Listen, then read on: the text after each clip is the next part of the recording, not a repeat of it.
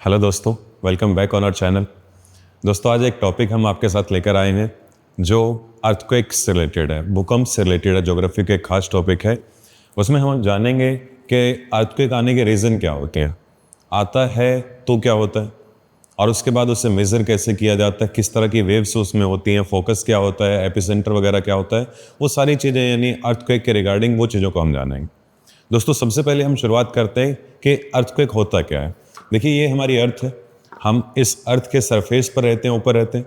दोस्तों, ये लैंड वाला पार्ट जब वाइब्रेट करने लगता है, हिलने लगता है, उसे ही तो हम अर्थक्वेक कहते हैं। इट मीन्स हमारे सरफेस का वाइब्रेट करना, हिलना, वो अर्थक्वेक होगा। उसके रीज़न अलग अलग हो सकते हैं। जैसे आइए सबसे पहले शुरुआत रीज़न से ही करते हैं। रीजंस अर्थक्वेक के आने के क्या हो सकते हैं? वोल्केनो हो सकता है, बिग ब्लास्ट, बड़े ब्लास्ट कहीं पर किए जाएं, वो हो सकता है। डैम्स हो सकते हैं दोस्तों। और सबसे खास जो बताया जाता है वो हमारा प्लेट टेक्टोनिक थ्योरी होता है। दोस्तों, वोल्केनो एक टॉपिक हम पढ़ते हैं कि हमारे अर्थ के अंदर जो रॉक्स होती हैं मेल्ट हो जाती है, पिघल जाती हैं। अंदर वाली अगर रॉक्स पिघलेंगी तो मतलब बेस डिस्टर्ब होगा, जिसकी वजह से ऊपर वाला पार्ट हिलेगा, तो उससे हमारे यहाँ पर अर्थक्वेक आते हैं। मतलब एक लाइन ज्योग्राफी में बोली जाती है, if there is a volcano there must be an earthquake. अगर कहीं पर कोई वोल्केनो फूटता है तो वहाँ पर कोई ना कोई भूकंप जरूर आता है। उसका रीज़न ये है कि नीचे जो प्लेट्स जहाँ पर वो मैग्मा बना है वहाँ पर डिस्टर्बेंस हुई है, तो उसका असर ऊपर भी आएगा। दूसरी चीज़ कही जाती है बिग ब्लास्ट। दोस्तों, जैसे एग्जांपल हम देखते हैं, न्यूक्लियर टेस्ट हमारे यहाँ किए जाते हैं, और हमने देखा वो इंडियन न्यूक्लियर टेस्ट 1998 वाले ऑपरेशन शक्ति में कुएं बनाए गए थे, उसके अंदर जो है उस टेस्ट को किया जाता। जब वो टेस्ट किया गया था, रेडिएशन ना फैले उसकी वजह से वो अंदर किया गया था। और अंदर अगर अर्थ के अंदर खोदकर जो है गड्ढा खोदकर वहां पर टेस्ट करेंगे तो आसपास वाले एरिया को इफेक्ट करेगा। वहां पर कुछ ना कुछ रॉक्स होंगी नीचे वाली, वो टूटेंगी, ऊपर वाला पार्ट हिलेगा और उससे जो है अर्थक्वेक आ सकता है। तीसरा रीजन हम कह रहे हैं डैम्स हैं। दोस्तों, किसी जगह पर बड़े अगर डैम बनाए गए हैं तो मतलब वहां पर हजारों टन लीटर पानी इकट्ठा किया गया है, तो मीन्स वहां पर अर्थ का जो बैलेंस है वेट का वो डिस्टर्ब होगा, और आसपास की चीजें जब हिलेंगी, टूटेंगी, फूटेंगी तो वाइब्रेशन होगा, वो अर्थक्वेक हो सकता है। और लास्ट पॉइंट जो हम कह रहे हैं वो दोस्तों हमारा प्लेट टेक्टोनिक थ्योरी होता है। असल में दोस्तों प्लेट टेक्टोनिक थ्योरी है क्या, आइए जरा उसे जानते हैं। दोस्तों, एक टॉपिक हमने पढ़ा है इंटरनल पार्ट ऑफ अर्थ, धरती अंदर से कैसे बनी है, और उसमें हम जाना था वो क्रस्ट है, मेंटल है, कोर है, वो सारी चीज़ें हमने जानी थी। हमने कहा था क्रस्ट और मेंटल का जो अपर पार्ट है, वो जो सॉलिड वाला पार्ट है, उसे स्थलमंडल कहा जाता है, लिथोस्फेयर कहा जाता है।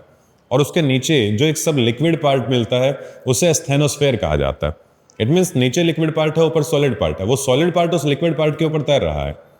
और दोस्तों, ये जो सॉलिड पार्ट है ये सिंगल यूनिट में नहीं है, ये अलग अलग टुकड़ों में डिवाइड है, जिन्हें हम प्लेट्स कहते हैं। तो वही चीज हम कह रहे हैं कि हमारा जो सरफेस है अर्थ का वो सिंगल नहीं है बल्कि मल्टीपल प्लेट्स में डिवाइड है। कुछ प्लेट्स बताई जाती हैं, जैसे पैसिफिक ओशियन, जो हमारा पैसिफिक ओशियन है पूरे का पूरा वो एक प्लेट पर है। North American plate, south American plate, African plate, Antarctic plate, Eurasian plate और इंडो ऑस्ट्रेलियन प्लेट। इस तरह से 7 प्लेटें हमारे पास आती हैं, जिनमें सबसे बड़ी जो प्लेट होती है पैसिफिक ओशियनिक प्लेट होती है। दोस्तों, प्लेट्स हैं, टुकड़े हैं, लिक्विड के ऊपर फ्लोट कर रहे हैं, और फ्लोट करने का मतलब वो एक दूसरे की तरफ भी जा सकते हैं, एक दूसरे से दूर भी जा सकते हैं। तो मतलब जो हमारी प्लेट्स के मूव होते हैं वो नॉर्मली 3 तरह के होते हैं। अब देखेंगे, एक अलग जाना, डिफरेंट जाना। मान लीजिए 2 प्लेट है, 2 प्लेट अगर आकर यूं एक दूसरे से टकराएंगे तो उनके टकराने की वजह से यहां पर अर्थक्वेक आएगा। दूसरा मूव होता है उन प्लेट्स का दूर जाना, वो एक दूसरे से दूर जाती हैं। और तीसरा जो मूव होता है वो उनका पैरेलल जाना होता है, वो ऐसे क्रॉस करके जाएं तब भी वो एक दूसरे को टच कर सकती हैं। हम कह रहे हैं कि दुनिया में सबसे ज्यादा जो अर्थक्वेक आते हैं दोस्तों, उसका रीजन ही इन प्लेटों का टकराना है। आप कहीं भी एग्जांपल देख लीजिए, अगर हम इंडिया की बात करें, हमारे यहाँ सबसे सेंसिटिव जो जोन है, जो 5th लेवल का जो जोन भारत में बताया जाता है, वो हिमालयन जोन ही आता है। सबसे ज्यादा अर्थक्वेक के लिए वो मेन माना जाता है। तो वहां पर सबसे ज्यादा अर्थक्वेक क्यों आते हैं दोस्तों? क्योंकि वहां पर 2 प्लेट मिलती हैं। ऊपर यूरेशियन प्लेट है, यूरोप और एशिया से साथ में, नीचे इंडो ऑस्ट्रेलियन प्लेट है। वो प्लेट ऊपर की तरफ आती है, जहां पर हिमालय बना है, वो मर्जर है उनका, और वहां पर जब वो आज भी ऊपर की तरफ फोर्स लगा रही है, तो वहां पर जब भी नीचे टूट फूट होता है तो ऊपर अर्थक्वेक आते हैं। आप कहीं और जाकर देख लीजिए, जापान में बताया जाता है दुनिया में सबसे बड़ी सुनामी आती है। रीजन ये है कि जापान के पास समंदर में 2 प्लेटें मर्ज हो रही है, वहां पर यूरेशियन प्लेट है और पैसिफिक प्लेट है, वो आपस में टच होती है। उधर चिली पेरू में जाकर देख लीजिए, जहां दुनिया के सबसे बड़े वोल्केनोज आते हैं दोस्तों, वहां भी पैसिफिक ओशियनिक प्लेट और साउथ अमेरिकन प्लेट आपस में टकराती हैं। तो दोस्तों हम कह रहे हैं कि अर्थक्वेक के आने के मल्टीपल रीजन हो सकते हैं, लेकिन सबसे मेन जो रीजन रहता है वो क्या है, हमारा प्लेट टेक्टोनिक थ्योरी होता है। प्लेट टेक्टोनिक थ्योरी के अकॉर्डिंग हमारा जो सरफेस है वो सिंगल यूनिट में नहीं है, अलग अलग टुकड़ों में डिवाइड है। उन प्लेटों के आपस में क्लाइज्ड होने की वजह से, टकराने की वजह से ही जो वाइब्रेशन होता है, कंपन होता है, वो अर्थक्वेक होता है। और सबसे ज्यादा अर्थक्वेक दुनिया में उन प्लेटों के टकराने की वजह से ही आते हैं। ठीक है दोस्तों, ये तो हमने जाना कि रीजन क्या होते हैं अर्थक्वेक के आने के। अब दोस्तों इससे आगे बढ़ते हैं, अर्थक्वेक आता है तो क्या होता है। दोस्तों पहली चीज तो आपने देखी होगी, अर्थक्वेक कभी भी अर्थ के ऊपर से शुरू नहीं होगा, सरफेस से, वो अंदर से शुरू हो रहा है, चाहे रीजन कुछ भी रहा। जहां से अर्थक्वेक की शुरुआत होती है उसे उसका सेंटर कहा जाता है। यह अर्थ है हमारी, अंदर से जहां से भी शुरुआत होगी वो उसका सेंटर होगा। यहां पर अर्थक्वेक आए हमें असर नहीं पड़ता, लेकिन जब इसका असर यहां ऊपर की तरफ आएगा ना, यहां पर सरफेस पर, और ये जो जगह होगी दोस्तों, इसे एपिसेंटर कहा जाएगी। ये केंद्र है, ये अधिकेंद्र है। तो हम कह रहे हैं जहां से अर्थक्वेक शुरू हुआ है, अर्थक्वेक का जो ओरिजिन पॉइंट है, जो बर्थ पॉइंट है, वो सेंटर है, फोकस है, केंद्र है। और जहां पर अर्थक्वेक सबसे पहले सरफेस पर ऊपर आया है उसे एपिसेंटर कहा जाता है, अधिकेंद्र कहा जाता है। दोस्तों किसी अर्थक्वेक की जो फ्रीक्वेंसी है वो उसके सेंटर की डेप्थ पर डिपेंड करती है। डेप्थ जितनी ज्यादा होती जाएगी उसकी फ्रीक्वेंसी उतना कम होती जाएगी। नॉर्मली ऐसे बताया जाता है कि अगर 70 किलोमीटर तक उसकी डेप्थ है तो मैक्सिमम फ्रीक्वेंसी वाला अर्थक्वेक होगा। 70 to 200 किलोमीटर तक डेप्थ है तो मीडियम फ्रीक्वेंसी का होगा। 2 किलोमीटर से नीचे की डेप्थ है तो उसकी फ्रीक्वेंसी काफी कम हो जाती है। दो चीजें हमने जानी सेंटर और एपिसेंटर के बारे में। इसके बाद आगे चलिएगा दोस्तों, अब हम जानते हैं सिस्मिक वेव्स के बारे में। दोस्तों ये जो सिस्मो शब्द है, ये सिस्मो जो वर्ड है हमेशा अर्थक्वेक से रिलेटेड होता है। सिस्मो वर्ड को कई बार आप देखेंगे, सिस्मोलॉजी, अर्थक्वेक की जो स्टडी होती है उसे सिस्मोलॉजी कहा जाता है। सिस्मोलॉजिस्ट अर्थक्वेक की स्टडी करने वाला सिस्मोलॉजिस्ट होता है। सिस्मोग्राफर अर्थक्वेक के मेजरमेंट करने वाली जो मशीन है वो सिस्मोग्राफर है हमारे पास। तो हम कह रहे हैं कि कुछ शब्द जैसे आप कहते हैं कि भाई कार्डियोलॉजी, कार्डियोलॉजिस्ट, कार्डियोग्राफर, सब कुछ हार्ट से रिलेटेड है ना। कार्डियो शब्द उसके लिए एक सिनोनियम की टाइप की है। यहां पर हम जो शब्द यूज कर रहे हैं वो सिस्मो है, यानी सिस्मो वर्ड ऑलवेज किससे रिलेटेड होगा, अर्थक्वेक से रिलेटेड होगा। अगर आपसे क्वेश्चन इस तरह से पूछा गया सिस्मोलॉजी क्या है तो अर्थक्वेक की स्टडी है। सिस्मोलॉजिस्ट क्या है, अर्थक्वेक की स्टडी करने वाला है। सिस्मोग्राफर क्या है, अर्थक्वेक का मेजरमेंट करने वाला है।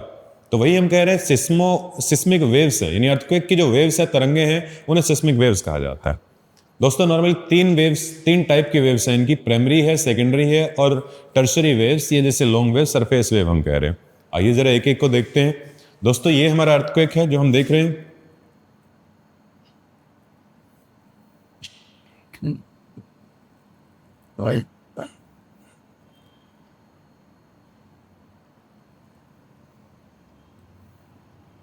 तो इस सेंटर और एपिसेंटर को हम जान चुके हैं। इसके बाद जानिएगा, अर्थक्वेक शुरू हुआ, सबसे पहले एक वेव यूं सीधी सेंटर तक जाती है। दोस्तों ये प्राइमरी वेव है।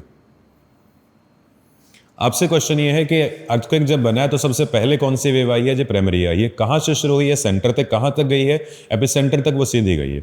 दोस्तों मैक्सिमम स्पीड होती है इसकी 8 to 11 किलोमीटर पर सेकंड की स्पीड इसकी बताई जाती है। बिल्कुल सीधी चलती है, और सीधी चलने का मतलब लाइट वेव की तरह चलती है, राइट। और लॉन्गिट्यूडनल वेव्स दोस्तों तो इसे कहा जाता है। इसके अलावा ये जो है सब मीडियम से क्रॉस हो जाती है, सॉलिड हो, लिक्विड हो, सब मीडियम से क्रॉस हो जाती है, वहां पर ये एक्टिव रहती है। दूसरी वेव को लेकर आता हूं दोस्तों। यहां से एक वेव कुछ यूं जाती है, ये जो वेव है ये सेकेंडरी वेव कहलाती है। दोस्तों पहली बात तो प्राइमरी के बाद शुरू हुई है और फिर ऊपर तक गई है। प्राइमरी की स्पीड हम 8 to 11 किलोमीटर पर सेकंड कह रहे थे, ये इसकी स्पीड 4 to 7 किलोमीटर पर सेकंड होती है, यानी उससे कम स्पीड वाली। सीधी नहीं चलती है, मतलब लाइट वेव की तरह नहीं चलती, साउंड वेव की तरह वो सीधी गई। हाँ शुरू सेंटर से हुई और गई एपिसेंटर तक है। इसे ट्रांसवर्स वेव्स भी कहा जाता है दोस्तों। अच्छा खास बात यह है कि ये जो सेकेंडरी वेव होती है हमारी, ये सिर्फ सॉलिड में शो होती है, लिक्विड में शो नहीं होती है। लिक्विड में डीएक्टिव हो जाती है, सिर्फ सॉलिड में एक्टिव रहती है। डन, ठीक है। तीसरी चीज को जानिएगा दोस्तों, दोनों वेव यहां पर पहुंच गई। इसके बाद यहां पर जो वेव ऊपर सरफेस पर यूं स्प्रेड हुई है, दोस्तों ये हमारी जो है टर्शरी वेव है, जिससे हम लॉन्ग वेव भी कहते हैं, जिससे हम लव वेव भी कहते हैं। दोस्तों सबसे कम स्पीड होती है इसकी 1 to 4 किलोमीटर पर सेकंड इसकी स्पीड बताई जाती है। तो सबसे कम स्पीड से जो जाती है वो टर्शरी वेव होती है। सरफेस के ऊपर जो स्प्रेड होती है वो टर्शरी वेव होती है। लेकिन दोस्तों जैसे यहाँ पर एपिसेंटर है, यहाँ से आसपास जो वेव फैलेगी वो टर्शरी है, तो मतलब आसपास की बिल्डिंग्स को तोड़ने का काम कौन करती है? टर्शरी करती है। इसलिए कहा जाता है दोस्तों सबसे हार्मफुल वेव कौन सी होती है? तो टर्शरी। हालांकि सबसे कम स्पीड किसकी होती है? तो भी टर्शरी की। सबसे ज्यादा स्पीड किसकी है? प्राइमरी की है। उससे कम स्पीड किसकी? सेकेंडरी। सबसे कम किसकी है? टर्शरी की। और दोस्तों ये जो वेव होती है ये सॉलिड लिक्विड जो है वो दोनों फॉर्म में जो है मूव करती हैं, एक्टिव रहते हैं। ये था टर्शरी वेव के बारे में दोस्तों। तो हमने देखा अर्थक्वेक जब आता है तो उससे दो तीन चीजें हैं कि वो जहां से शुरू होता है वो सेंटर है, जहां पर वो ऊपर सरफेस पर पहुंचता है वो एपिसेंटर है, और वहां तक जो वेव आती है वो तीन है, प्राइमरी है, सेकेंडरी है और टर्शरी है। डन? ठीक है दोस्तों। इसके बाद जो अर्थक्वेक में पूछा जाता है वो दोस्तों रिक्टर स्केल होता है। दोस्तों अर्थक्वेक को मेजर करने के लिए अलग कई तरीके हैं, जैसे रिक्टर स्केल होता है, मर्कली स्केल होता है, लेकिन मेन जो तरीका यूज होता है आज के टाइम में रिक्टर स्केल होता है। आपने बहुत बार सुना भी होगा जब बताया जाता है कि इतने रिक्टर का भूकंप आया है, ऐसा बताया जाता है 5.2 का आया है तो रिक्टर है। तो रिक्टर स्केल एक पैमाना है, एक स्केल है। 1935 के आसपास चार्ल्स रिक्टर एक जो है साइंटिस्ट है, ज्योग्राफर है, उसने इसे बनाया। असल में है क्या दोस्तों? एक स्केल है, ये देखिएगा दिखाया गया। ये स्केल है जहां पर नंबर ये 1 to 10 कह लीजिए, 0 to 9 कह लीजिए, 9 डिजिट का गैप होता है। और वहां पर जब वेव शुरू होती है बिल्कुल हल्का सा अर्थक्वेक, पता भी नहीं चलेगा। वो कहेंगे कि 1.1, 1.2, 1.3 ऐसा कुछ हो सकता है, 2 नंबर तक हो सकता है। उससे थोड़ा सा ज्यादा होगा, वो 2 हो सकता है, 3 हो सकता है। ऐसा करते करते दोस्तों जैसे जैसे आप आगे बढ़ते जा रहे हैं उसकी फ्रिक्वेंसी बढ़ती जा रही है, उसकी तेजी बढ़ती जा रही है। अब यहां से हमारे पास जो क्वेश्चन है दोस्तों, पहली बात रिक्टर स्केल पर कितने डिजिट होते हैं? तो 9 डिजिट होते हैं जी। 1 to 10 कह लीजिए, टोटल 9 डिजिट है वहां पर। ठीक है। इसके अलावा 5 रिक्टर का अगर अर्थक्वेक है तो वो बहुत ज्यादा पावरफुल नहीं होगा, उसे नॉर्मल माना जाता है। 6 to 7 पे अगर पहुंच गया है तो उसे हार्मफुल माना जाता है। 7 to 8 पर अगर गया है तो दोस्तों वो ज्यादा पावरफुल है और भी ज्यादा हार्मफुल है। और वो अगर 8 से ऊपर है, 9 का है या 9 पॉइंट समथिंग 9.9 तक भी वो गया है तो वो जो है डिजास्टर है, वो बहुत ज्यादा नुकसान करेगा। तो मतलब रिक्टर स्केल से हम ये कह रहे हैं कि भाई अर्थक्वेक को मापने का जो तरीका होता है उसे क्या कहा जाता है? रिक्टर स्केल कहा जाता है। उस पर उसे मापा जाता है, ऐसे नंबर से उसे मापा जाता है। ठीक है दोस्तों। अब एक चीज और जानिएगा, अर्थक्वेक में एक और जो चीज पूछी जाती है वो होता है सुनामी। टी लिखा जाता है, बोला जाता है टी साइलेंट होकर, सुनामी बोला जाता है उसे। दोस्तों अर्थक्वेक अगर हमारी सरफेस पर आया, जहां मिट्टी पर हम रहते हैं, लैंड पर हम रहते हैं, यहां पर सरफेस अर्थक्वेक आया तो वो नुकसान करेगा, बिल्डिंग तोड़ेगा, ऐसा नुकसान करेगा हमारा। लेकिन दोस्तों अगर वही एपिसेंटर समंदर में हो तो क्या होगा?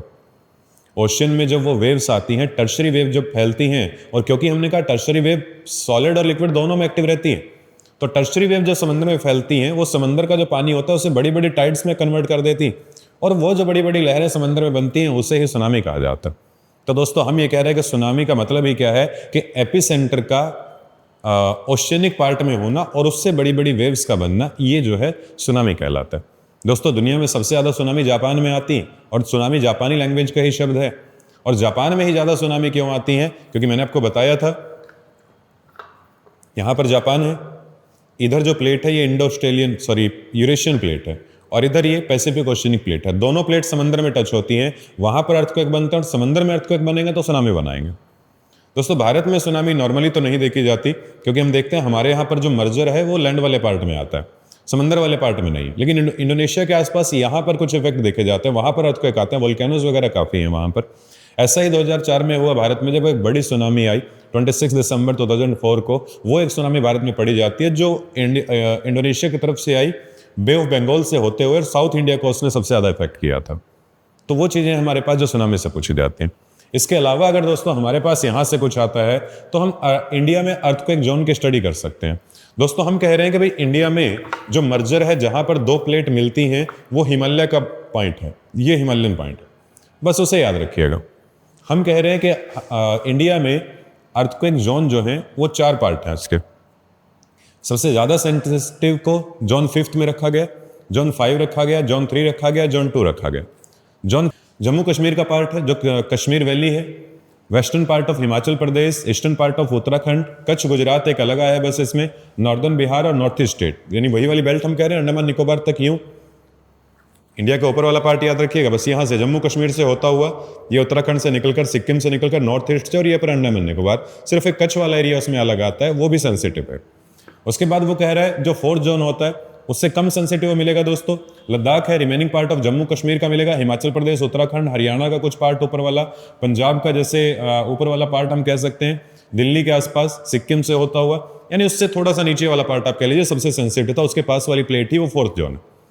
उससे थोड़ा सा नीचे आएंगे दोस्तों वो थर्ड जोन होगा, और आप मिड वाले पार्ट में साउथ इंडियन पार्ट में जाएंगे वो सबसे कम सेंसिटिव होगा, वो जो है सेकंड जोन में रखा जाएगा। तो ये कुछ जोन है दोस्तों जो अर्थक्वेक के रिगार्डिंग इंडिया में आते हैं। तो हमने एक टॉपिक पढ़ना था जो हमारा अर्थक्वेक के रिगार्डिंग था कि अर्थक्वेक क्यों आते हैं। आप जान चुके हैं कि मल्टीपल रीजन हो सकते हैं जी, ब्लास्ट हो सकता है, वोल्केनो हो सकता है, या डैम्स हो सकते हैं, लेकिन सबसे बड़ा रीजन आपने देखा वो कौन सा होता है, प्लेट टेक्टोनिक थ्योरी होता है। फिर हमने देखा वो आता है अर्थक्वेक तो क्या होता है, सेंटर से शुरू होता है, एपिसेंटर तक आता है, 3 तरह की वेव आती है, प्राइमरी, सेकेंडरी और टर्शरी होती है, उनके कुछ फीचर हमसे पूछे जाते हैं। फिर हम देखते हैं कि अर्थक्वेक को मापते कैसे हैं, तो रिक्टर स्केल बताया जाता है, उसमें नंबर्स होते हैं, डिजिट होते हैं, हर 2 डिजिट के बीच का गैप 10 टाइम मल्टीपल पावर रखता है दोस्तों, तो वो रिक्टर स्केल के बारे में। और एक सुनामी जो पार्ट आता है कि भाई समंदर में अगर अर्थक्वेक होता है तो उसे सुनामी कहा जाता है, उसके बारे में 2-4 क्वेश्चन है। और लास्ट है जो इंडिया में जो हमारे यहाँ सेंसिटिव जोन है अर्थक्वेक के रिगार्डिंग, वो कौन से होते हैं, बस इतना बात। तो ये थी दोस्तों सारी चीज़ें जो हमारे यहाँ पर अर्थक्वेक के रिगार्डिंग पढ़ी जाती हैं, और मेरे ख्याल से सारी चीज़ें आपको क्लियर। थैंक यू दोस्तों।